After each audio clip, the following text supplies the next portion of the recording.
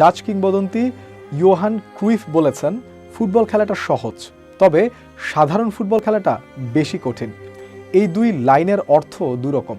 ক্রুইফের সাধারণ শব্দের আড়ালে লুকিয়ে আছে ফুটবলের আসল রূপ, আসল সৌন্দর্য।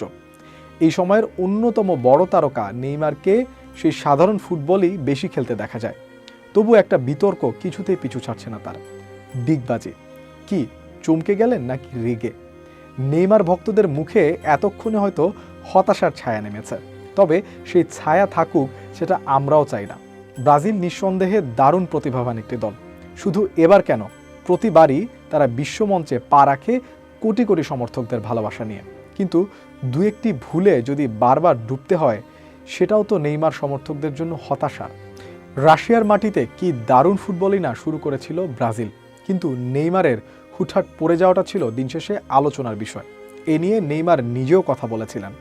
নিন্দুকদের তীর তাকে অনেকবারই ক্ষতবিক্ষত করেছে। এমনকি ব্রাজিলের সাবেক তারকারাও নেইমারকে কাঠগড়ায় দাঁড় করিয়েছেন।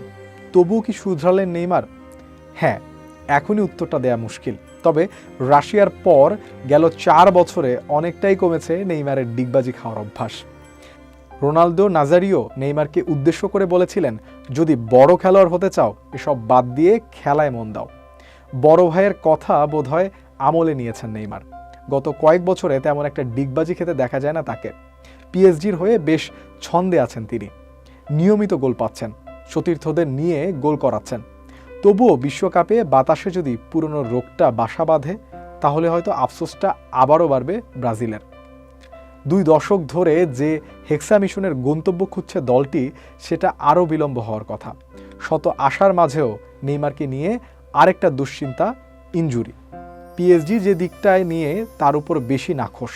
বার্সা ছেড়ে পিএসজির ক্লাবটিতে যাওয়ার পর ছোট বড় মিলিয়ে 8 বারের বেশি ইনজুরিতে পড়েছেন নেইমার, যেটা ব্রাজিলকেও ভুগিয়েছে বেশ।